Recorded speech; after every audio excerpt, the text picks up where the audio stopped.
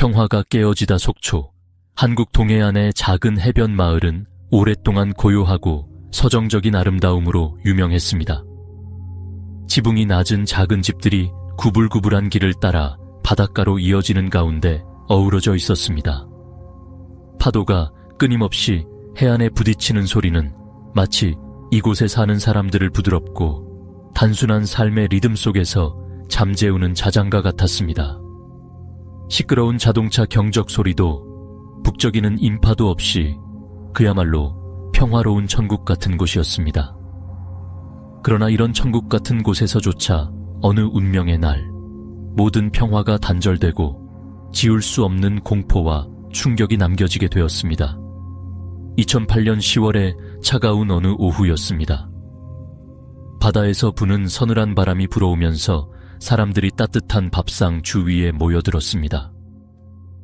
그런 평화로운 공기 속에서 박씨 가족은 긴 시험 기간을 마치고 돌아올 큰딸 지은을 맞이할 준비를 하고 있었습니다. 하지만 이런 평범한 귀가가 그녀의 가족이 그녀의 환한 얼굴을 마지막으로 볼 순간이 될 줄은 아무도 몰랐습니다.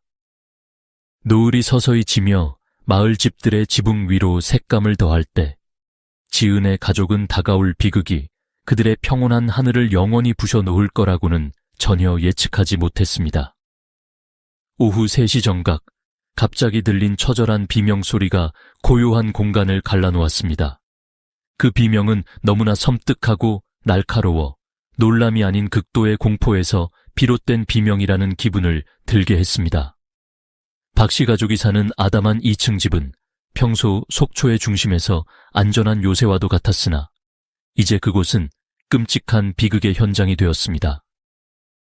가까이 사는 이웃들이 말하길 그들이 들은 것은 단지 비명만이 아니었습니다.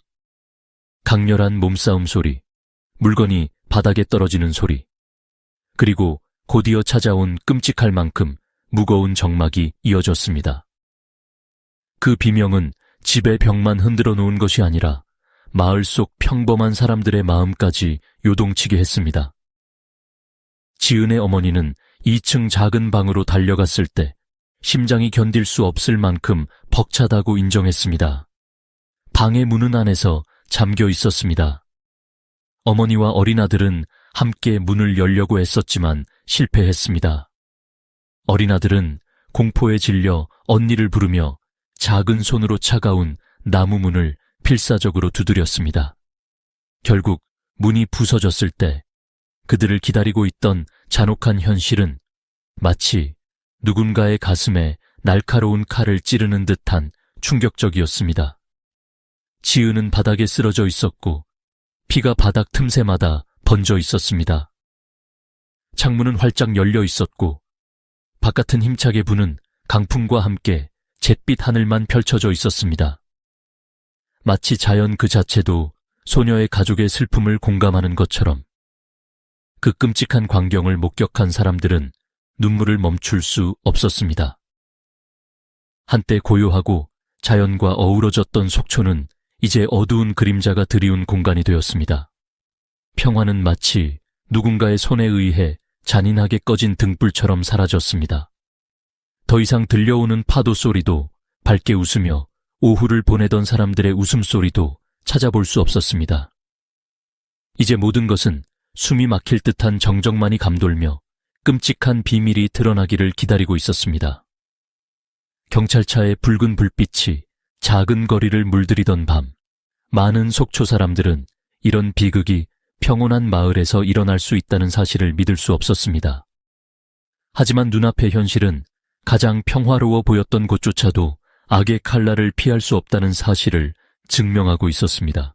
운명의 하루 운명이 정해진 그날 아침, 속초는 여전히 평화로운 해변 마을에 부드러운 옷을 걸친 듯 했습니다.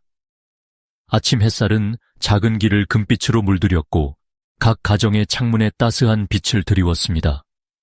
바다에서 불어오는 바람은 소금기 섞인 향기를 실어 나르며 평소처럼 마을 사람들의 삶에 은은히 스며들었습니다. 박씨 가족을 포함한 마을 모든 가족들은 그날도 어김없이 평온함을 당연한 것으로 여기며 하루를 시작했습니다. 박씨 집안의 장녀 지은은 평소보다 일찍 깨어 학교 갈 준비를 했습니다. 그날은 그녀가 오랫동안 기다려왔던 기말고사의 마지막 날이었습니다. 활발하고 성실한 성격 덕분에 지은은 학교에서 늘 뛰어난 성적을 자랑하며 가족의 자랑거리였습니다. 그녀는 어머니와 함께 아침 식사를 하고 어린 남동생과 장난을 친 뒤 가족들에게 활기찬 인사를 건넨 후 학교로 향했습니다. 그녀의 환한 미소는 문가에 서서 그녀의 멀어지는 뒷모습을 바라보는 어머니의 기억 속에 깊이 각인되었습니다. 그날 아침은 마치 행복을 약속하는 순간 같았습니다. 하지만 아무도 그것이 운명을 예고한 순간일 줄은 몰랐습니다. 마지막 시험을 마치고 난 뒤 지은은 평소보다 이른 시간에 집으로 돌아왔습니다. 햇살 가득한 길 위를 자전거로 달리며 그녀는 시험의 압박감이 마치 바다바람에 날려간 것 같은 느낌을 만끽했습니다. 그녀는 심지어 길가의 작은 가게에 들러 좋아하는 떡을 사며 집에 돌아가 2층의 아늑한 방에서 먹을 생각에 마음이 들떴습니다. 집에 들어서자 여전히 익숙한 평온함이 감돌았습니다. 어머니는 일에 바쁘셨고 남동생은 마당에서 놀고 있었습니다. 지은은 거실을 지나며 소파에 누워 잠시 휴식을 취하던 할머니에게 웃으며 손을 흔들었습니다. 그날 오후는 여느 때와 다름없이 평범하고 잔잔한 하루처럼 보였습니다. 지은은 자신만의 공간인 방으로 들어갔습니다. 그곳은 그녀가 학업으로 인한 스트레스를 내려놓고 안정을 찾는 평화로운 안식처였습니다. 그녀는 커튼을 걷고 부드러운 오후 햇살이 방 안에 스며들게 했습니다. 작은 이어폰에서 흘러나오던 음악은 언제나 그녀의 외로움을 달래주는 친구 같은 존재였습니다. 하지만 그녀는 그 평온 속에서 다가오는 비극이 보이지 않는 그림자처럼 자신을 삼키려 기다리고 있을 줄은 몰랐습니다. 오후 3시쯤 마을 전체가 평소처럼 일상에 몰두하던 가운데 갑작스럽고 기괴한 소리가 고요를 깨뜨렸습니다. 지은이 방에서 터져나온 한기가 느껴질 만큼 오싹한 비명이었습니다. 소파에 누워있던 할머니는 그 소리에 놀라 잠에서 깨었고 심장이 다급하게 뛰기 시작하며 불길한 예감이 온몸을 뒤덮었습니다.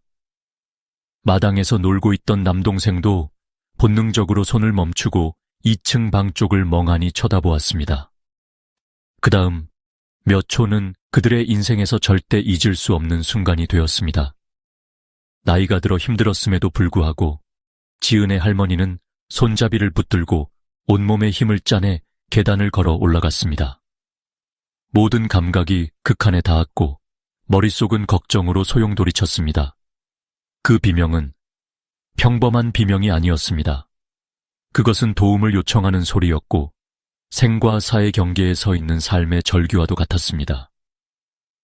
할머니가 지은의 방 손잡이를 붙잡았을 때 아침에 그 방문은 그녀의 꿈을 지켜주는 안전한 보호막처럼 보였습니다. 그러나 이제 모든 희망이 꺼져버린 듯했죠. 방의 문은 안에서 잠겨 있었습니다. 문 안쪽은 섬뜩할 정도로 고요하여 할머니는 더욱 불안해졌습니다. 남동생은 공포에 질려 언니의 이름을 계속 외쳤고 작은 손으로 문을 필사적으로 두드렸습니다. 바다에서 몰아친 강풍이 복도를 지나 창문 사이로 불어와 집 구석구석으로 황망한 냉기를 퍼뜨렸습니다. 그 누구도 더 이상 그날 오후의 평온함을 느낄 수 없게 되었습니다. 그 오후의 차분한 공기는 완전히 사라지고 빠르게 뛰는 심장 소리와 숨가쁜 숨소리, 그리고 온 집안을 뒤덮은 공포만이 남았습니다. 밤속의 비명밤이 속초에 서서히 내려앉으며 부드럽던 노을은 깊은 어둠으로 대체되었습니다. 작은 마을은 갑작스레 비정상적으로 고요해졌고 멀리서 들려오는 파도 소리와 차가운 바람이 좁은 골목길을 스쳐가는 소리만이 남았습니다. 그날 밤 하늘은 평소와 달리 고요하지 않았으며 회색 구름으로 가득해 마치 불길한 일이 다가올 것을 예고하는 듯 보였습니다. 오후 3시경 박지은의 가족은 그녀의 방에서 들려온 오싹한 비명을 들었습니다. 하지만 그 소름 끼치는 소리가 단지 그들의 기억에 깊이 남기 위한 것이 아니라 설명하기 어려운 비극의 시작이 될 줄은 아무도 몰랐습니다.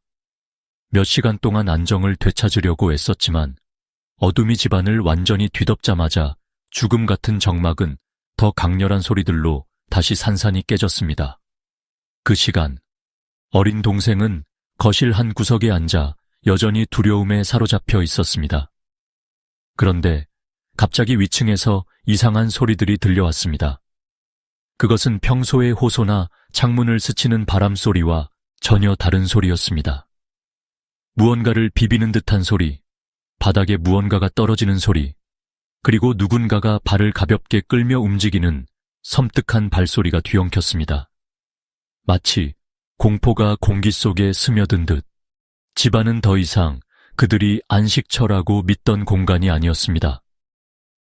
그것은 마치 죽음의 덫으로 변해버린 듯 했습니다. 어린 동생은 달려가 어머니를 꼭 껴안으며 흐느끼듯 속삭였습니다. 위층에 누군가 있어요. 언니가 아니에요. 엄마, 발소리가 들려요. 누가 우리를 지켜보는 것 같아요.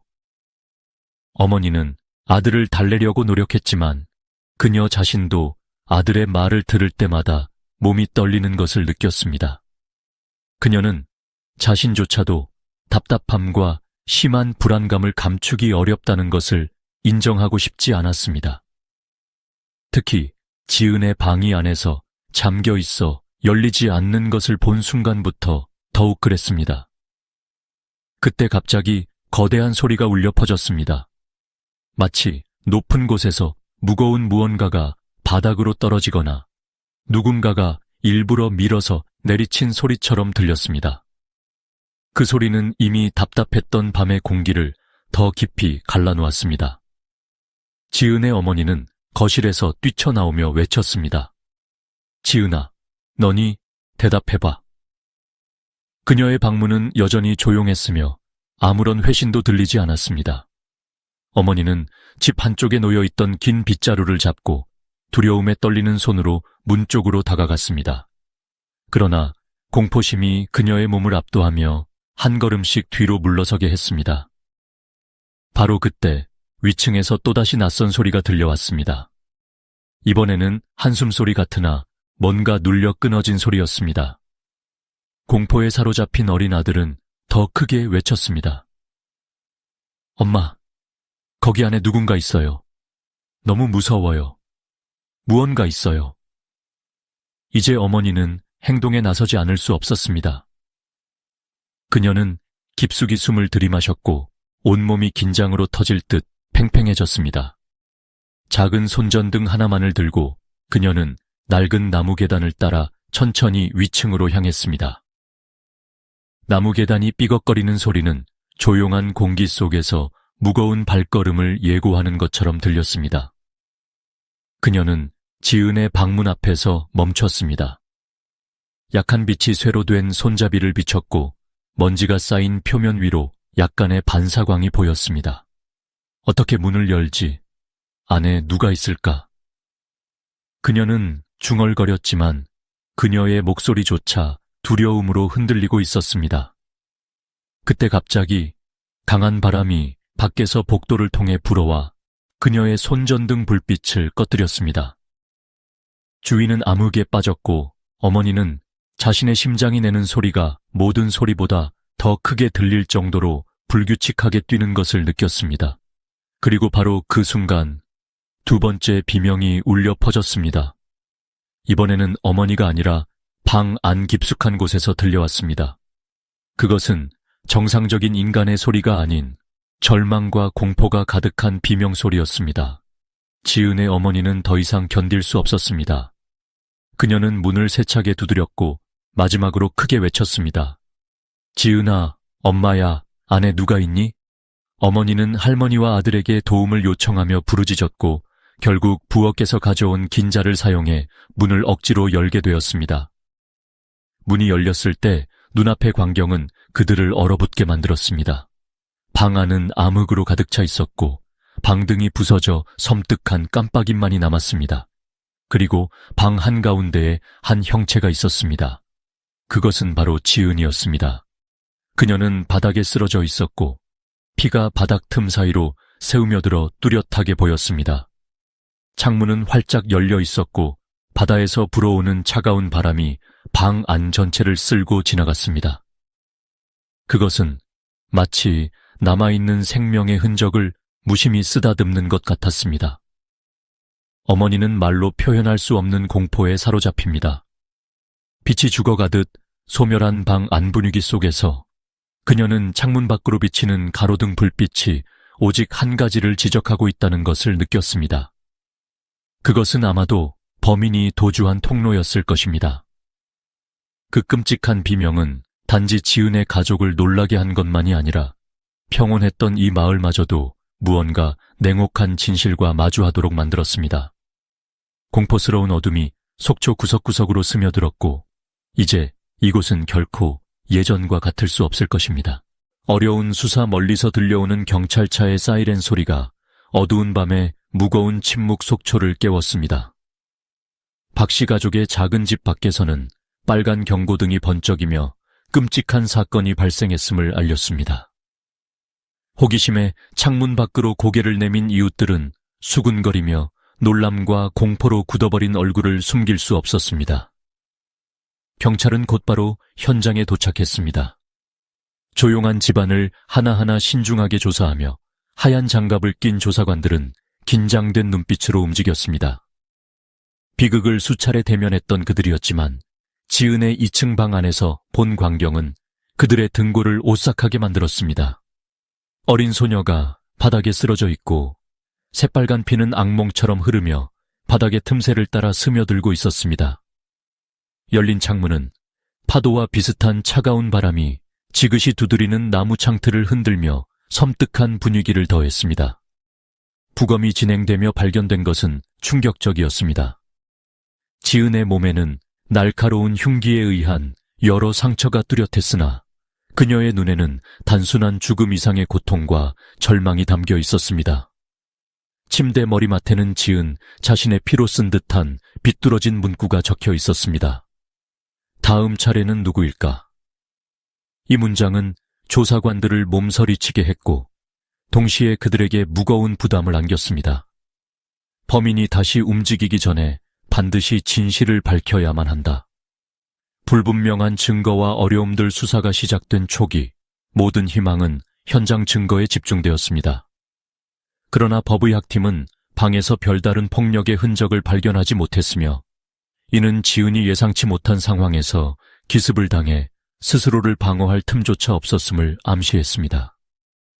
대신 바닥에서 낯선 지문 몇 개와 박씨 가족과 일치하지 않는 머리카락 몇 가닥이 발견되었습니다. 바닥에 찍힌 크고 무거운 신발 자국 또한 확인되었지만 강한 해풍이 창문 밖에 남아있던 족적을 모두 지워버려 범인의 도주로를 알기는 어려웠습니다. 더 나아가 경찰은 집을 넘어 인근 지역으로 조사를 확대했습니다. 주변 각 가정을 일일이 방문해 주민들을 인터뷰하며 목격자를 찾으려고 했지만 사건이 대낮에 발생한 터라 아무도 수상한 행동을 본 적이 없었습니다. 일부 이웃들은 심지어 이렇게 말했습니다. 저 비명소리가 어린애들 장난치는 줄 알았어요. 이 끔찍한 일이 벌어졌을 거라고는 전혀 생각도 못했습니다. 명확한 단서가 부족한 가운데 수사는 즉시 벽에 부딪혔습니다. 심리 분석과 끈기 현장 증거로는 희망적인 방향이 보이지 않자 경찰은 목격자들의 심리적인 묘사에 의지하기로 했습니다. 지은의 어머니는 사건 며칠 전부터 딸이 평소보다 더 긴장한 듯 보였다고 털어놓았습니다. 하지만 물어보면 딸은 그저 시험 압박감 때문이라고 웃으며 대답했습니다. 그 애는 별다른 얘기를 하지 않았어요. 저도 무언가 이상한 점을 알아채진 못했지요. 이 죄책감을 어찌 떠안고 살아가야 할지. 어머니는 눈물을 흘리며 털어놓았습니다. 하지만 지은의 어린 남동생은 두려움 속에서도 중요한 단서를 제공했습니다. 언니는 요즘 매일 밤 창문을 보며 있었어요. 밖에서 뭔가 보이는 것 같아서 불안해 보였죠. 언니가 한 번은 어떤 그림자를 봤다고 말한 적도 있어요. 이 사소한 정보는 지은이 사건 발생 며칠 전부터 누군가에게 감시당했을 가능성을 열어주었습니다. 피로 쓴 문장과 범인의 메시지, 침대머리가에 남은 피로 쓴 문장을 조사하던 중 경찰은 이것이 단순한 메시지가 아니라 잔악한 도발임을 깨달았습니다. 지은의 손가락 자국으로 확인된 흔적은 범인이 지은의 가족을 더욱 공포 속으로 몰아넣을 의도를 가졌음을 보여줬습니다. 그는 단순히 생명을 앗아간 데에 그치지 않았고 비극이 그 이후에도 그들의 삶에 드리워지길 원했던 것입니다. 끝없는 밤 사건이 벌어진 후에도 속초는 어둠 속에서 잠겼지만 조사팀의 오피스는 환히 불을 밝힌 채 작업이 계속되었습니다. 모든 신발을 조사하고 범죄 기록 데이터베이스에 남아있는 지문들과 대조했지만 범인을 특정할 수 있는 증거는 나오지 않았습니다. 매일 아침 해가 속초의 거리 위로 솟아오를 때마다 지은 사건의 진실을 밝혀내겠다는 희망이 다시 솟아났습니다. 하지만 절망감도 그 이상의 속도로 심화되어 갔습니다. 범인은 단순한 충동으로 행동하지 않았음이 점차 분명해졌습니다. 그는 철저히 계획된 방식으로 목격자도 명확한 증거도 남기지 않고 완벽하게 실행했습니다. 이러한 냉혈함은 그를 마을에서 숨어있는 공포의 유령으로 만들어 누구도 그의 다음 행보를 예측할 수 없게 했습니다. 이 공포는 언제 끝날 것인가? 조사팀은 이 모든 어둠 속에서 진실의 한 줄기 빛을 찾아낼 수 있을 것인가? 속초의 어두운 구석구석을 맴도는 메아리처럼 이 질문은 대답 없는 상태로 계속 떠돌았습니다. 어둠 속의 의심지은의 끔찍한 사건이 발생한 후 며칠 동안 속초의 분위기는 그 어느 때보다 무거웠습니다. 한때 평온하고 느긋한 생활을 사랑했던 주민들은 이제 밤마다 잠 못 이루는 날들을 보냈습니다. 밤은 더 이상 일상의 일부가 아닌 보이지 않는 두려움이 숨어있는 장소로 변해버렸습니다. 경찰은 마을 구석구석부터 집집마다 샅샅이 수색을 시작했습니다. 도대체 누가 어둠 속에 숨어 있는가? 누가 이 활기찬 젊은 소녀의 생명을 그렇게 무참히 앗아갔는가? 하지만 답은 여전히 거대한 미궁 속에 감춰져 있었습니다. 딸의 죽음에 고통받는 지은의 가족은 이웃들의 의심 어린 시선과 말 속에서 심리적으로 더욱 큰 짐을 짊어지게 되었습니다. 설마 안면 있는 사람이었을까? 지은의 어머니 박 씨는 믿고 알던 사람 중 하나가 범인일지도 모른다는 최악의 가능성을 떠올리며 잠시 멈칫했습니다. 경찰이 조사 진행 상황에 대해 자세한 정보를 공개하지 않았음에도 불구하고 조용했던 마을은 소문과 추측으로 들끓기 시작했습니다. 흩어진 단서들, 그러나 도달하지 않는 결말 사건 이후 경찰은 주로 박 씨 가족 주변 이웃과 친분이 있던 사람들의 진술을 얻으려 했습니다. 그들은 집집마다 문을 두드리며 간단한 질문들을 던졌습니다. 그날 오후 1시에서 4시 사이에 이상한 소리를 들은 적 있나요? 이 근방에서 낯선 사람을 본 적 있나요? 최근에 지은과 자주 어울리거나 대화했던 사람을 알고 계신가요? 그러나 이상한 점은 아무도 그날 특별한 점을 보지 못했다는 것입니다. 오직 오후의 차가운 침묵을 갈라놓았던 비명소리만이 기억 속에 남아 있었습니다. 한 명의 나이 많은 여성 이웃은 이렇게 말했습니다. 저도 그 비명소리를 들었어요. 그런데 아이들이 장난치는 줄 알았답니다. 설마 그런 끔찍한 일이 일어날 줄은 꿈에도 몰랐어요. 또한 지은의 집에서 약 200m 떨어진 곳에 살던 한 노인은 자신이 본 한 가지를 떠올렸습니다. 사건이 있었던 날 오후, 그는 자신의 발코니에서 화채물을 주던 중 검은색 코트를 입고 모자를 눌러 쓴 누군가가 지은네 집 가는 골목으로 지나가는 것을 보았다고 했습니다.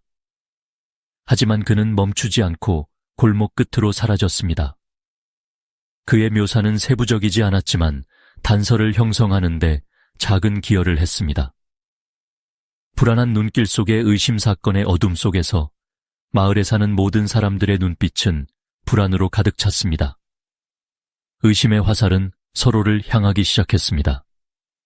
카페에 앉아 나누던 가벼운 대화, 아침 시장에서 주고받던 일상적인 잡담이 이제는 소름 끼치는 추측을 퍼뜨리는 장이 되어버렸습니다. 누구겠어요? 당연히 그 집 가까이에 사는 이웃 중 하나겠죠. 이렇게 가까운 데서 일이 났는데 못 봤다니 정말 이상하지 않아요. 낯선 사람이 아니면 도대체 어떻게 그럴 정도로 대담하게 행동했겠어요? 분명히 그 자식, 지은이를 오래전부터 따라다니며 노렸던 게 틀림없어요. 다만 누가 그 근처에서 항상 돌아다녔는지 알아야겠죠. 이 질문들은 마치 마을 전체의 입을 통해 나온 듯했고 지역 주민들 사이의 신뢰를 뿌리째 흔들었습니다. 일부 주민들은 심지어 이웃들의 눈을 제대로 마주치지 못할 정도로 주저하게 되었습니다. 동생의 말과 어렴풋이 드러난 진실 어린 지은의 동생은 어린 나이와 언니의 죽음으로 인한 충격에도 불구하고 중요한 단서를 제공했습니다. 긴장된 신문 석상에서 그는 차분히 자신이 본 것을 이야기했습니다. 언니는 항상 창문에 서 있었어요. 뭔가 계속 보고 있었던 것 같았죠. 제가 언니 뭐 봐? 라며 물어보면 그냥 아무것도 아니야 라고만 했어요. 그런데 하루는 언니가 누군가 걸어다니는 검은 그림자를 본 것 같다고 했어요. 그래서 너무 무서웠어요. 이 어린아이가 한 말은 등골을 서늘하게 만드는 경고처럼 들렸습니다. 혹시 범인은 특별히 어둠 속에 숨어 오랫동안 지은을 감시했던 사람 아닐까요? 어머니 박 씨는 이 진술을 듣고 나서 더욱 깊은 슬픔에 빠졌습니다. 자신이 간과했던 두려움의 신호들이 떠오르자 그녀는 가슴이 먹먹해지며 밤늦게까지 램프 아래 앉아 이렇게 속삭였습니다. 지은아, 네가 얼마나 두려웠을까? 그런데도 엄마는 왜 몰랐을까? 너를 이렇게 만든 그놈이 누구인지 꼭 알아낼게. 계속해서 소름 끼치는 그림자 마을 공동체 내에서 퍼지는 의심스런 기운과 공포는 곧 분위기를 극도로 비정상적으로 만들었습니다.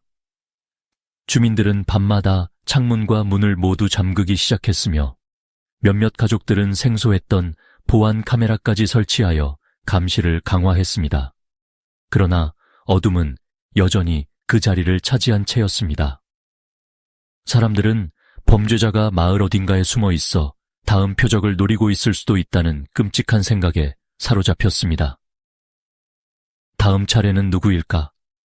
지은의 침대 위에 남겨진 문장은 마치 마을 전체를 에워싼 안개처럼 그들의 마음속에서 떠돌았습니다. 아무리 밝은 낮도 그 두려움을 완전히 지우지는 못했습니다. 범인의 초상 희미한 묘사, 증인의 단편적인 진술, 그리고 현장에서 수집된 소량의 단서를 통해 경찰은 마침내 범인의 희미한 초상을 그려나가기 시작했습니다. 이는 단순히 물리적 증거를 통해 살인자를 추적하는 작업이 아니라 치밀하게 계획된 걸음마다 드러나는 범인의 심리를 깊이 파악하는 여정이기도 했습니다. 초기에 조사팀이 바탕으로 할 수 있었던 단서는 제한적이었습니다. 검은 코트를 입은 실루엣, 챙이 있는 모자를 쓴 모습, 그리고 중노동에 적합한 것으로 보이는 신발. 하지만 이러한 외형적인 특징만으로는 지은의 집 근처를 지나갔을 수 있는 수백 명의 명단을 줄이기에는 턱없이 부족했습니다. 그림자 속에서 그린 초상 지은의 집에서 몇백 미터 떨어진 곳에 사는 한 이웃이 한 단계 더 명확한 진술을 해주었습니다. 사건 당일 오후 그는 검은색 코트를 입고 머리에 후드를 쓴 한 남자를 보았다고 말했습니다. 그 남자는 지은의 집으로 이어지는 골목을 지나치며 빠르게 걸어갔고 뒤를 돌아보지 않았습니다. 처음에는 대수롭지 않게 여겼지만 비명을 들은 후 그 이미지는 그의 머릿속에 강하게 박혔습니다. 그의 얼굴을 분명히 보진 못했지만 걸어가는 모습에서 느껴졌습니다. 급한 듯하지만 허둥대거나 당황하진 않았어요. 마치 그가 무엇을 해야 하는지 정확히 알고 있었던 것 같았습니다. 증인은 떠올리며 떨리는 목소리로 말했습니다. 이 진술을 바탕으로 경찰은 더 깊이 파고들기 시작했습니다. 그들의 초점은 외형, 복장, 그리고 사건 발생 전에 이상한 행동까지 확장되었습니다. 여러 데이터를 통해 경찰은 범인의 초기 초상을 다음과 같이 그려냈습니다. 나이 25-30세 사이, 체격, 보통 키의 튼튼한 체형, 복장, 공업 환경에서 흔히 사용되는 검은 작업복과 높은 마찰력을 가지는 특수 신발, 행동, 신중하며 계획적으로 움직임, 주변 사람들에게 자신의 정체를 드러내지 않으려는 의도가 있음, 어둠 속에 숨어있는 왜곡된 심리수사가 진행될수록 경찰은 이 범인이 단순한 살인자가 아니라는 사실을 깨달았습니다. 그는 시간, 장소, 그리고 행동 하나하나를 철저히 계산했습니다. 젊고 활기차던 지은은 이미 그가 정한 목표물이 된 지 오래로 보였습니다. 베테랑 수사관은 다음과 같이 언급했습니다. 그는 명백한 단서를 많이 남기지 않았지만 남겨진 소량의 단서만 보아도 그의 사고방식을 엿볼 수 있습니다. 이는 끔찍할 정도로 인내심이 강한 사람입니다. 그는 관찰하고 기다리며 희생자가 저항할 틈이 없는 최적의 순간에 공격합니다. 범인의 행동은 쉽게 설명되지 않는 일종의 집착에서 비롯된 것으로 보였습니다. 경찰은 그가 오랜 기간 동안 지은의 일상, 생활 패턴, 그리고 그녀가 하는 사소한 행동들까지 면밀히 관찰했을 가능성을 추측했습니다. 감정적인 충동에 따라 행동한 사람이 아니라 계획적으로 목표물을 그려내고 그것을 실행한 사람이었던 것입니다. DNA 분석, 새로운 단서를 보여주다. 현장에서 채취된 모발과 피부 조직 샘플을 분석한 결과 범인이 기계공업 또는 중노동 환경에서 일했던 사람일 가능성이 발견되었습니다. DNA 분석은 다량의 기름때와 공업용 오일의 흔적을 밝혀냈습니다. 이는 주로 공장이나 중량 기계를 다루는 환경에서 흔히 발견되는 물질이었습니다. 이 발견은 경찰로 하여금 지은의 집 주변 10km 방향에 있는 공업지역, 기계공장, 중노동 현장으로 조사를 확대하도록 만들었습니다. 경찰은 각 작업장의 고용 인원, 개인 기록, 그리고 전과가 있거나 의심스러운 행동을 한 사람들을 면밀히 조사했습니다. 수상한 인물의 등장 조사가 진행되면서 명단 속에서 한 인물이 두드러지게 나타났습니다. 이성호 28세, 속초 항구 근처의 기계수리 공장에서 일했던 노동자였습니다. 이성호는 증인들이 설명한 외형적 특징과 잘 맞아떨어졌으며 특히 그는 과거 미성년자 시절 흉기로 사람들을 위협했던 적이 있어 전과 기록이 있었습니다. 이와 더불어 그의 동료들은 성호에 대해 이렇게 묘사했습니다. 그는 말을 잘 하지 않았어요. 항상 다른 사람들과 거리를 두려고 했죠. 누군가 그와 너무 가까워질 땐 긴장한 듯 했어요. 그리고 가끔씩 창문 밖을 멍하니 바라보며 무엇인가를 고민하는 것처럼 보였어요. 경찰이 이성호를 주목하기 시작하면서 그의 자그마한 행동들까지도 더 의심을 사게 되었습니다.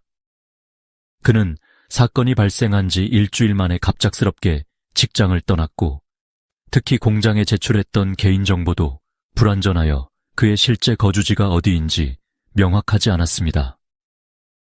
공포 속에서 만들어지는 초상화 시간이 흐를수록 어둠 속 인물의 초상은 점차 선명해졌습니다. 그는 단지 어두운 옷과 냉철한 움직임을 지닌 사람이 아니었습니다. 그는 고립감, 공포 또는 알 수 없는 집착에 의해 왜곡된 정신 상태를 가진 사람이었습니다. 이성호는 단순한 범죄자가 아니었습니다. 그는 살아가는 삶과 파괴 사이를 오가며 속초의 어둠 속에서 공포를 퍼뜨리는 존재였습니다. 조각이 하나씩 맞춰지고 퍼즐이 완성되어 갈수록 경찰은 그를 체포하는 과정이 쉽지 않을 것임을 직감했습니다. 그들은 추운 현실과 마주했습니다. 이 짐승이 과연 어떤 무서운 수법을 도사리고 있을지 아무도 모른다는 사실입니다. 소문과 추측 지은의 비극적인 사건 직후 속초는 평소 잔잔했던 파도 소리와 고요한 일상으로 채워졌던 시간을 뒤로하고 무거운 공기로 뒤덮였습니다. 살인 소식은 산불처럼 퍼졌고 골목 곳곳과 집집마다 스며들었습니다. 마을 주민들 중 누구도 이 충격적인 죽음의 여파에서 벗어날 수 없었으며 그 결과로 당연히 다양한 추측과 소문이 흘러나오기 시작했습니다. 이제 마을의 작은 카페나 아침 시장에서는 신선한 해산물이나 화창한 날씨에 대한 이야기, 대신 의심과 공포로 물든 대화가 이어졌습니다. 추측의 폭풍. 범인은 분명 이 마을 사람이 아니에요. 마을 사람 중 누가 이런 끔찍한 일을 저지를 수 있겠어요? 한 연로한 여성이 시장에서 카트를 밀며 분노 섞인 목소리로 말했습니다. 그러나 다른 이는 반박했습니다. 세상에 그렇게 순진하게 생각하지 마세요.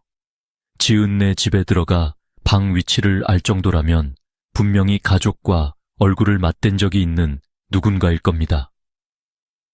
가족 중 누굴 잘 알던 사람이지 않았을까라는 가설이 떠오르자 마을 공동체에 남아있던 마지막 평화의 흔적도 완전히 파괴되었습니다. 이제 이웃들은 서로를 불편한 눈초리로 바라보기 시작했고 가까웠던 사람들조차 무언가 잘못된 의심을 떠안고 피하기 시작했습니다. 마을 한쪽에서는 더 기괴한 추측들이 퍼져나갔습니다. 들었어요. 딸이 자기 방 창문에서 밤마다 그림자를 보았다고 했다던데 혹시 원훈이 복수를 하러 온 거 아닐까요? 하얀 수염의 노인이 낮은 목소리로 비밀스럽게 나지막이 말했습니다. 이야기를 듣던 사람들은 완전히 믿지는 않았지만 순간적으로 온몸에 소름이 돋는 느낌은 떨쳐내지 못했습니다. 의심의 화살에 갇힌 가족 소문이 마을 곳곳으로 퍼져나가는 동안 지은의 가족은 가장 큰 의심의 눈길 속에서 벗어날 수 없었습니다. 한때 나눠 먹던 음식을 가져오고 매일 대화와 웃음을 나누던 이웃들은 이제 그들 뒤에서 수군거리며 속닥였습니다. 전에 지은네 집에 몇 번 갔을 때마다 뭔가 알 수 없는 느낌이 있었어요. 그 애는 뭘 숨기고 있었던 게 분명해요. 한 이웃이 조용히 말했습니다. 그들 가족이 우리한테 말 안 한 게 있는 걸까요? 혹시 그들 중 누군가 사전에 알고 있었던 건 아닐까요? 이러한 억측들은 근거가 부족했음에도 불구하고 엄청난 파괴력을 가졌습니다. 매일 아침 늘 익숙했던 거리를 내려다보며 창문을 연 지은의 어머니는 주변에서 느껴지는 차가운 시선들을 피할 수 없었습니다. 몇몇은 그녀와 얘기하려는 시도조차 하지 않은 채 황급히 고개를 돌리며 자리를 피했습니다. 딸을 잃은 고통이 채 아물기도 전에 그녀는 이 끝없는 소문의 짐을 이겨내야 했습니다.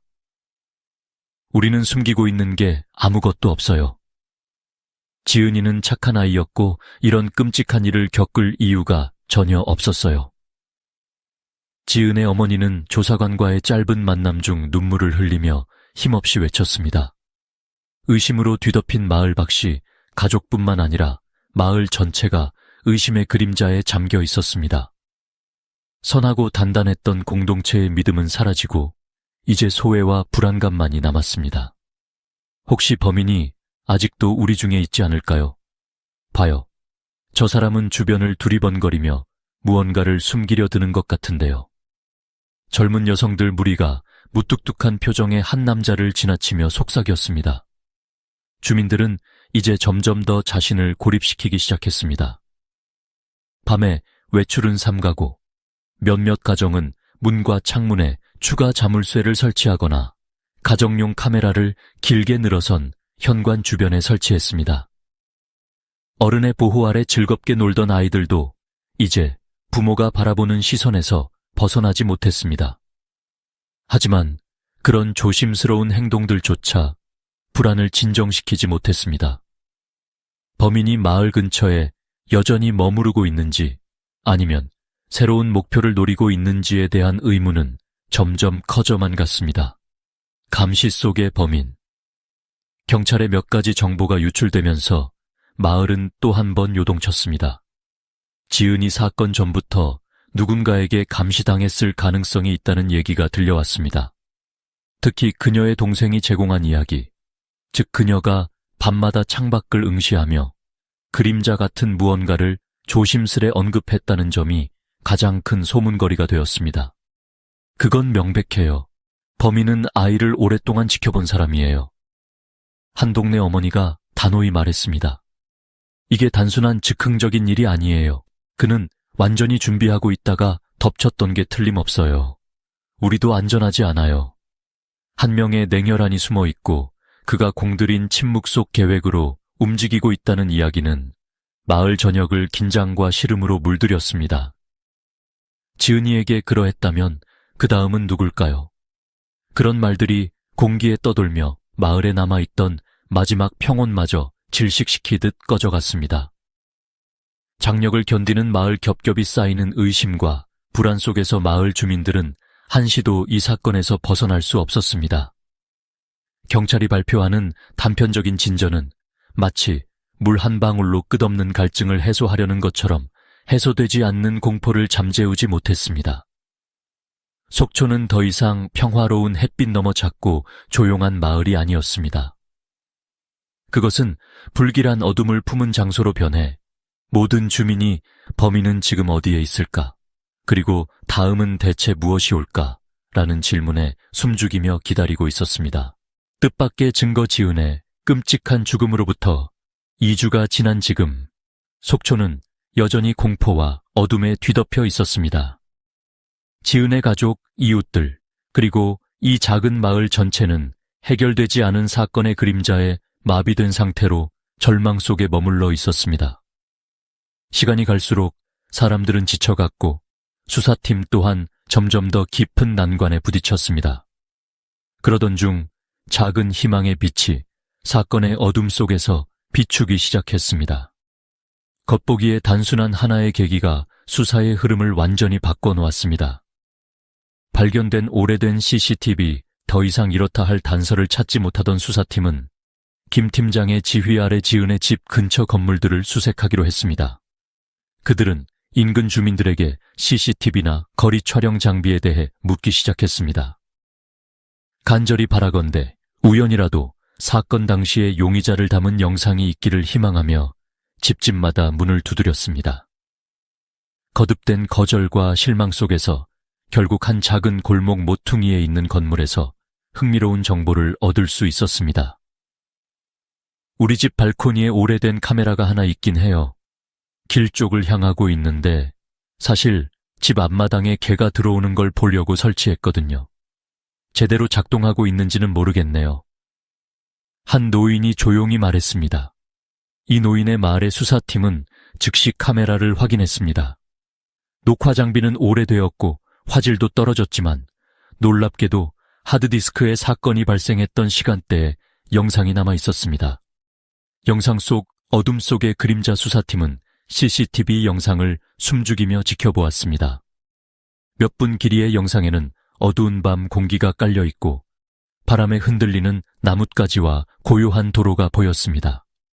모든 것이 조용하게 흘러가던 중 3분쯤 되었을 때 한 그림자가 등장했습니다. 화면에는 왜소한 체격의 한 남자가 보였습니다.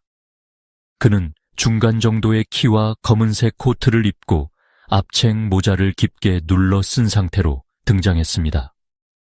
얼굴 대부분이 모자로 가려져 있었으며 빠르고 조심스럽게 도로를 가로질렀습니다.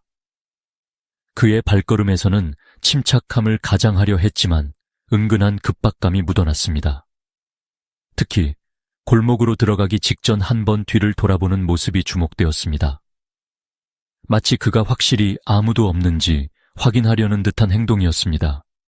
화질은 범인의 얼굴을 분명하게 확인할 수 없을 만큼 선명하지는 않았지만 그의 움직임 하나하나는 세심한 관찰과 분석을 받았습니다.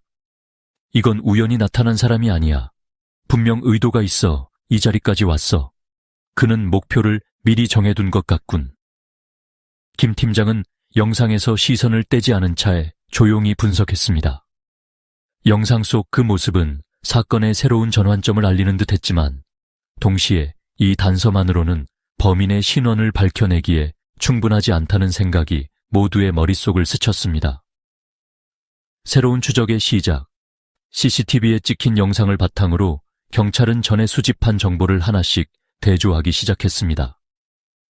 그들은 용의자의 체격, 움직임, 착용한 옷 등을 통해 더욱 구체적인 윤곽을 만들어갔습니다.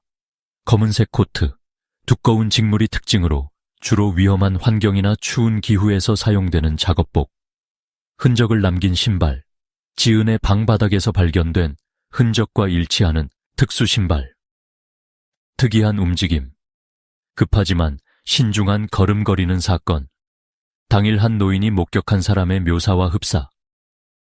경찰은 이 정보를 활용해 사건 전후 용의자가 이동했을 가능성이 있는 경로나 장소를 확인하기 위해 주변 CCTV를 추가로 조사하기 시작했습니다. 점점 맞춰지는 퍼즐. 며칠 후 인근 상점에서 확보한 또 다른 영상에서 용의자의 새로운 움직임이 포착되었습니다.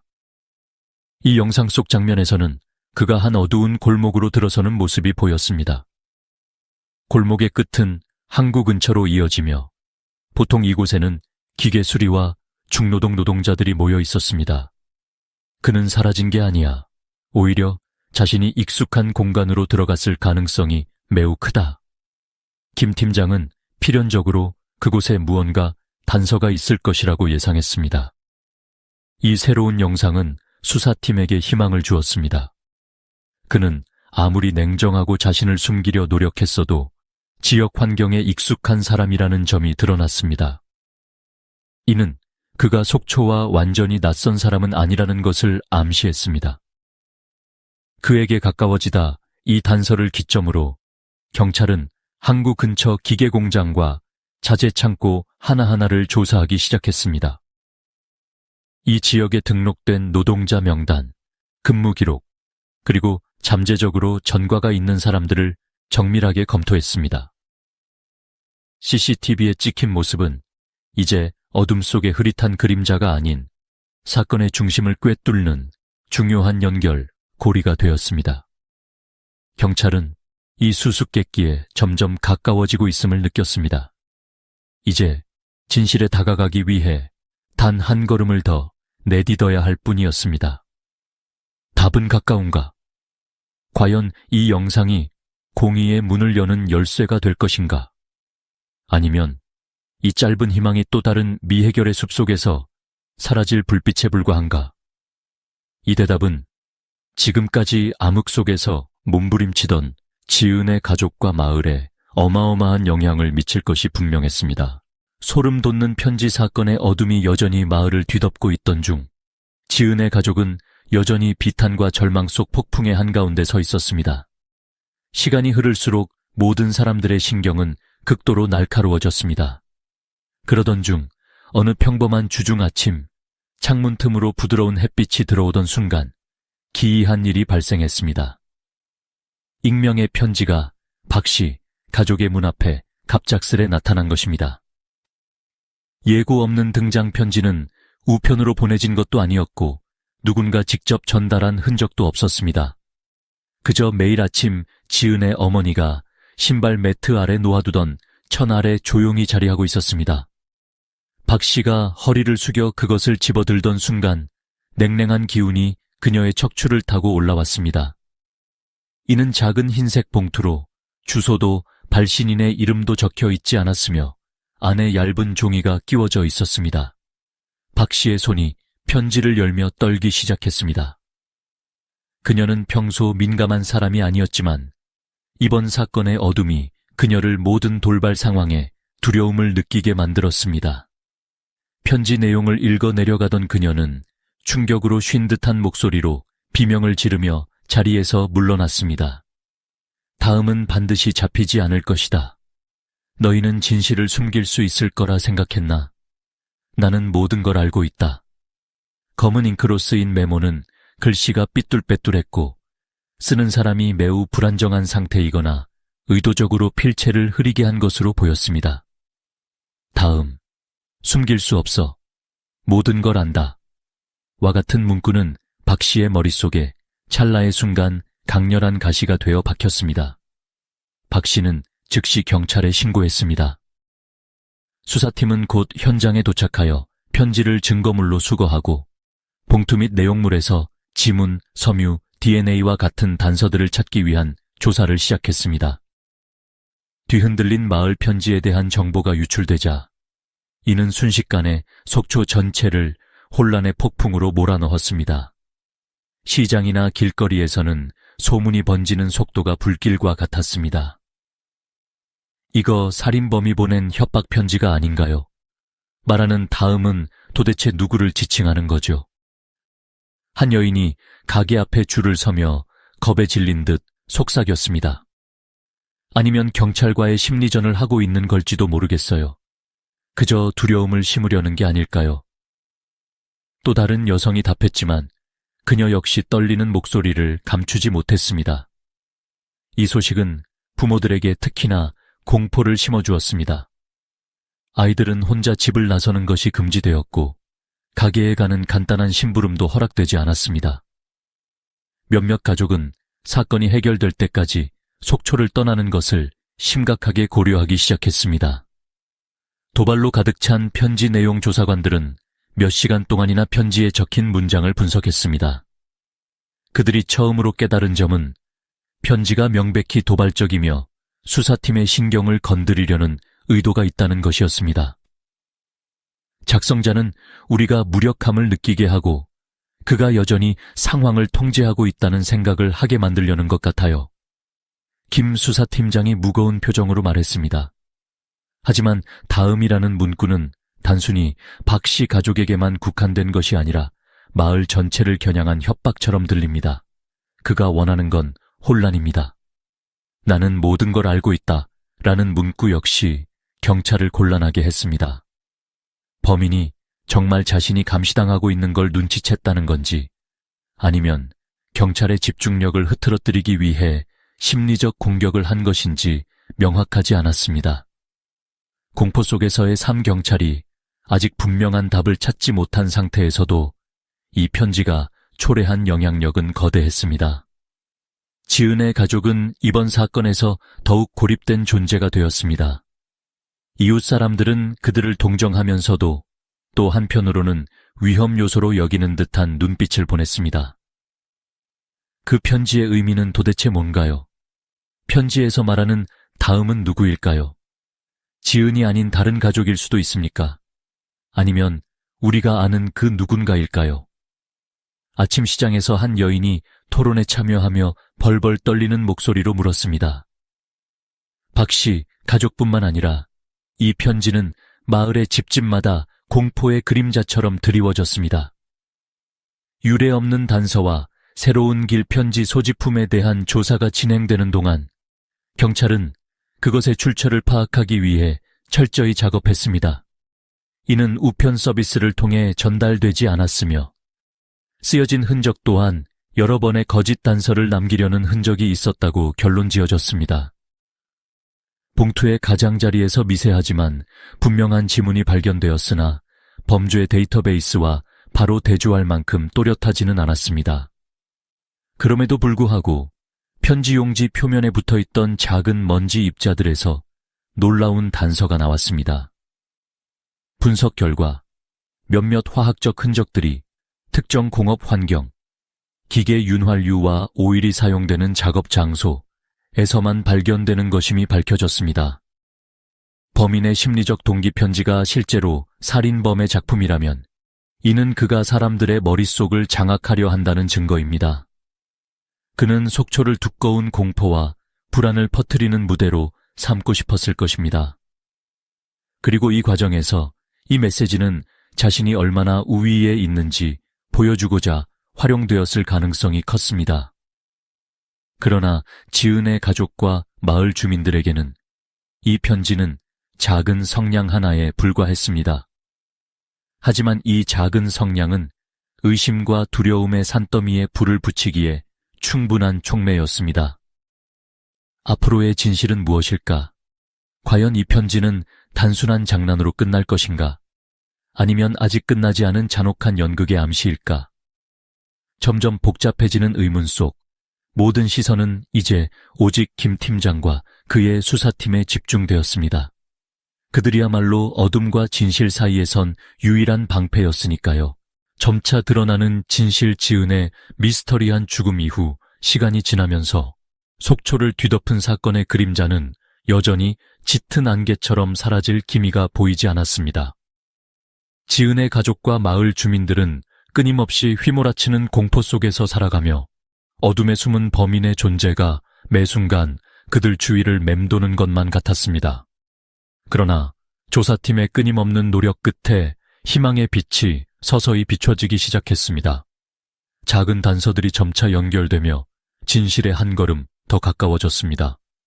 지문과 DNA가 밝혀낸 단서 경찰은 처음 사건 현장에서 지은의 주변에서 채취한 몇 가닥의 머리카락, 희미한 지문, 그리고 범인이 남긴 것으로 보이는 신발 자국 등을 수집했습니다. 하지만 초기 분석에서는 명확한 단서를 찾지 못했기에 한동안 수사는 어둠 속을 걸어야만 했습니다. 모든 것이 달라지기 시작한 것은 사건에 사용된 증거물들이 정밀 분석을 위해 국립법의학연구소로 보내졌을 때였습니다. 결과 보고서에서 전문가들은 중요한 단서를 발견했습니다. 머리카락 샘플에서 산업용 윤활유 흔적이 발견된 것입니다. 주로 기계 공장이나 중공업 현장에서 자주 접촉되는 물질이었죠. 산업용 윤활유, 김 수사팀장은 사건 현장의 사진들로 뒤덮인 보드 앞에 서서 말했습니다. 범인이 이런 흔적을 남겼다는 건 단순히 우연이 아니야. 그는 이 환경에 익숙한 사람이며 기계술이나 관련 업무에 종사했을 가능성이 높아. 이 발견 직후 경찰은 속초 마을과 인근 지역의 기계 공장, 작업장 및 중노동 현장을 대상으로 탐문과 조사를 확장해 나가기로 했습니다. 수수께끼 같은 신발 자국, 퍼즐의 완벽한 조각 김 수사팀장은 또한 지은의 집 바닥에서 발견된 신발 자국을 놓치지 않았습니다. 법의학팀의 분석에 따르면 이 자국은 특정한 마찰 방지 패턴을 가진 특수 신발이며 주로 미끄러운 환경이나 기름기 많은 장소에서 일하는 사람들이 사용한다고 밝혀졌습니다. 이 신발 흔적은 그의 정체를 단단히 증명할 수 있는 연결고리가 될 거야. 그는 단순히 길을 지나던 낯선 사람이 아니라 작업 환경에서 이런 신발을 자주 사용하는 특정 그룹의 사람일 가능성이 높아. 김 팀장은 신발 자국 사진을 들여다보며 중얼거렸습니다. 조사팀은 즉시 해당하는 공장과 항구 근처의 작업장을 집중 조사하며 용의자가 머물 가능성이 있는 곳까지 발길을 넓혔습니다. 어둠 속에 감추어져 있던 희미한 빛이 점차 강해지는 것처럼 보였습니다. CCTV와 범인의 실루엣 조사팀은 지은의 집 근처에서 촬영된 CCTV 영상도 놓치지 않았습니다. 영상에는 어두운 색상을 입은 누군가가 지은의 집으로 이어지는 길목을 빠르게 지나가는 모습이 포착되었습니다. 과도한 움직임도 눈에 띄지 않는 차분한 발걸음이었지만 그의 몸짓은 계획적으로 보였습니다. 어디로 가야 할지 완전히 알고 있는 듯한 행동이었습니다. 이 사람은 아무렇게나 움직인 게 아닙니다. 그는 속초 지역을 알고 있으며 지은을 오랫동안 지켜본 듯 그의 계획을 철저히 실행한 모습입니다. 이런 일이 즉흥적으로 벌어진 게 아니에요. 김 팀장은 설명했습니다. 어둠 속 인물이 서서히 드러나다 수집된 데이터와 단서를 하나로 연결하면서 수사팀은 점점 용의자를 구체화해 갔습니다. 그의 신체적 특징과 행동, 그리고 삶의 족적을 통해 새로운 퍼즐이 맞춰졌습니다. 그는 누구인가? 무거운 노동 환경에서 일하며 기름과 기계 작업에 익숙한 인간. 그는 무엇을 했는가? 항구 근처 기계 공장에서 일했거나 관련 경험을 가진 사람일 가능성. 그의 동기는 무엇인가? 지은을 끊임없이 관찰하며 실행에 옮긴 계획은 단순 충동이 아니라 장기간에 걸친 집착과 아집에서 비롯된 것으로 추정. 용의자로 떠오르는 이름 수사팀이 집중 조사에 나가던 중 결국 하나의 이름이 떠올랐습니다. 그는 이성호 28세 속초항구 인근 기계 공장에서 일했던 노동자였습니다. 놀랍게도 그는 미성년 시절 폭력 사건으로 짧은 기간 구속된 적이 있으나 그 후 경력을 세탁한 상태였습니다. 그의 동료들은 그를 조용하면서도 뭔가 비밀스러운 사람으로 묘사했습니다. 그는 평소에 별로 말이 없었고 다른 사람과 거리를 두는 것처럼 보였습니다. 한 동료는 증언했습니다. 그런데 사건이 있고 얼마 지나지 않아 갑자기 일을 그만뒀습니다. 마지막으로 봤을 땐 뭔가 짜증난 얼굴로 아무도 쳐다보지 않으려고 했어요. 또 다른 동료는 덧붙였습니다. 머리카락에 남은 기계 오일, 신발 자국, 그리고 그의 수상한 행동들까지 모든 것이 이제 하나로 이어지기 시작했습니다. 진실의 문을 열기 위해 경찰은 이제 전체 그림을 보다 선명하게 이해할 수 있었습니다. 어둠 속에 숨어 지은을 바라보던 그는 단순히 그림자가 아니었습니다. 이성호는 모든 단서를 연결하는 핵심 존재였습니다. 그를 체포하기 위한 작전은 매우 신중하게 세워졌습니다. 이는 단순히 시간을 다투는 문제가 아니라 그 이상의 것이었습니다. 이것은 지은의 가족과 속초 전체를 어둠 속 끊임없는 트라우마에서 해방시키기 위한 정의 추구의 여정이었습니다. 비밀은 점차 드러나고 진실은 햇빛 아래에서 기다리고 있었습니다. 용의자 체포수 주간 이어졌던 갈등과 난관 끝에 마침내 끔찍했던 사건의 모든 조각이 하나로 맞춰졌습니다. 신발 자국, DNA 샘플, CCTV에 담긴 움직임까지 모든 단서는 하나의 이름을 가리키고 있었습니다. 이성호. 이번 사건의 돌파구는 지은의 가족과 속초 전체 마을을 공포와 절망의 그림자에서 구할 유일한 희망의 빛으로 떠올랐습니다. 용의자를 밝혀내는 것은 하나의 성과였지만 이제 그를 체포하는 과정은 완전히 다른 이야기였습니다. 조사팀은 모두가 이 사실을 알고 있었습니다. 그들은 단순히 살인범을 쫓는 것이 아니라 어둠 속에서 살아가며 삶의 단면 속에 자신의 악몽을 간직한 사람을 상대로 싸우고 있었습니다. 치열한 추적 지은이 사망한 직후 이성호는 갑작스럽게 자신의 직장을 떠났고 이후 흔적을 남기지 않은 채 실종에 가까운 상태가 되었습니다. 그는 모든 등록된 주소에서 모습을 감췄으며 마지막으로 그를 본 동료들은 그가 뭔가를 두려워하는 듯 시선을 피했다고 회상했습니다. 그는 자신이 감시받고 있다는 걸 알고 있을 가능성이 큽니다. 김 팀장은 빽빽이 메모가 붙어있는 목격 노트를 보며 말했다. 그는 단순히 도망치는 게 아닙니다. 자신의 흔적을 완전히 지우려고 애쓰고 있겠죠. 조사팀은 즉시 이성호가 은신할 가능성이 높은 장소들을 좁혀 나갔습니다. 항구 근처의 기계 수리소, 값싼 모텔, 그리고 속초 주변의 노동 현장들이 포함되었습니다.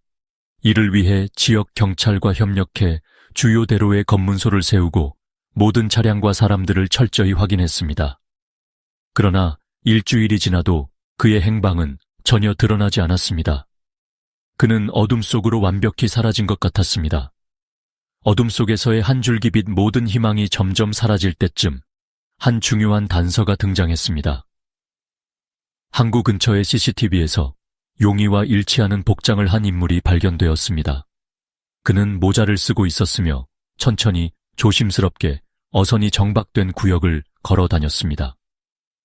영상의 화질이 낮아 그의 얼굴을 완전히 볼 수는 없었지만 그의 안정적이면서도 신중한 걸음걸이는 CCTV로 목격된 이성호의 모습과 매우 흡사했습니다. 김 팀장은 즉각 항구 지역에 밤샘 관찰조를 배치했습니다. 그가 바다로 도망치기 전에 반드시 그를 막아야 합니다. 만약 바다로 빠져버린다면 체포는 훨씬 어려워질 겁니다. 긴박했던 추적의 밤 한밤중 항구 주변은 희미한 가로등 불빛에 잠겨 있었고 조용히 바람소리와 파도소리만이 주위를 맴돌고 있었습니다. 경찰들은 몇 개의 팀으로 나뉘어 의심 지역을 조용히 포위했습니다. 긴장된 숨소리와 발소리가 조용히 밤 공기를 갈랐습니다. 잠시 후 한 경찰이 어선들 사이에 숨어있는 흔적을 발견했습니다. 그것은 바로 이성호였습니다. 그는 낡은 어선 뒤에 몸을 웅크리고 있었으며 발견의 순간 그의 표정은 마치 사냥꾼에게 포위된 사냥감을 떠올리게 했습니다. 이성호, 움직이지 마라. 한 경찰이 소리쳤고 그의 눈엔 곧바로 손전등 빛이 비춰졌습니다. 그는 어떤 단어도 응답하지 않았습니다. 대신 반사적으로 어둠 속 골목으로 도망치기 시작했죠. 경찰들은 즉시 뒤쫓으며 그의 도망 경로를 압박해 나갔습니다. 이성호는 좁고 어두운 목자의 부두를 날쌔게 헤치고 달렸습니다. 그의 신발은 미끄러운 나무 표면에서도 단단히 지탱했고, 이는 그가 여기 환경에 매우 익숙하다는 것을 말해 주었습니다. 하지만 그는 경찰이 그를 완벽히 둘러싸기 시작했다는 것을 알지 못했습니다. 궁지에 몰린 그는 어둡고 막힌 골목 끝에서 멈춰 섰습니다. 그의 손에는 바닥에서 집은 금속 막대가 들려 있었고, 그의 눈빛은 짐승처럼 날카롭고도 절망적이었습니다. 김 팀장이 한 걸음 앞으로 나섰습니다. 그의 목소리는 낮았지만 강렬했습니다. 이성호, 끝났다. 저항하지 마라. 우리는 네가 한 모든 걸 알고 있다. 이성호는 조용히 서서 긴장된 손으로 막대를 더욱 세게 움켜잡았습니다. 그의 눈빛은 여전히 혼란과 결단 사이에서 요동쳤지만 결국 그는 저항할 수 없었습니다. 잠시 뒤 경찰들은 순간적인 기량으로 이성호를 제압하며 그의 무기를 빠르게 빼앗았습니다. 소름 끼치는 자백 체포 직후 그는 경찰서로 이송되었고 몇 시간에 걸쳐 신문을 받았습니다. 처음에는 완전히 침묵하며 방의 바닥만 응시했지만 점차적으로 증거와 심리적 압박에 의해 입을 열기 시작했습니다. 그래요. 제가 했어요. 그는 쉰 목소리로 말했습니다. 그녀를 계속 지켜봤어요. 그녀는 완벽했어요. 항상 완벽했죠. 하지만 내가 다가가려 할 때 그녀는 거부했어요. 그의 자백은 마을을 전율하게 했습니다. 그의 행동은 단순한 충동이 아니라 오랜 시간 동안 그의 정신을 사로잡았던 집착의 끝이었습니다. 정의의 여명 속초 전체는 이성호의 체포 소식을 듣고 안도의 한숨을 내쉬었습니다. 모든 추측과 소문은 사라졌고 정의는 삶의 균형을 되찾아 주었습니다. 그러나 지은의 가족에게 이번 사건은 단순히 정리될 수 있는 것이 아니었습니다. 이 사건은 마침내 끝이 났지만 그것은 또한 영원히 지워지지 않을 상처를 남겼습니다. 확실한 사실은 단 하나, 어둠은 드러났고 정의가 그 자리에서 빛나고 있었습니다. 정의와 잊히지 않을 슬픔 이성호가 체포되면서 지은이의 죽음 이후 속초를 뒤덮었던 짙은 안개 속에서도 정의의 빛이 마침내 비추기 시작했습니다.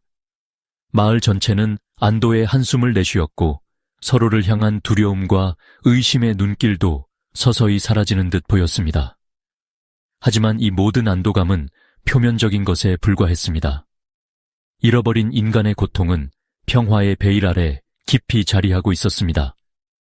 지은 가족의 말 못할 아픔, 지은의 기억이 가득한 작은 집에서 그녀의 어머니는 여전히 창가에 홀로 앉아 지은이 매일 자전거를 타고 돌아오던 길을 멍하니 바라보았습니다.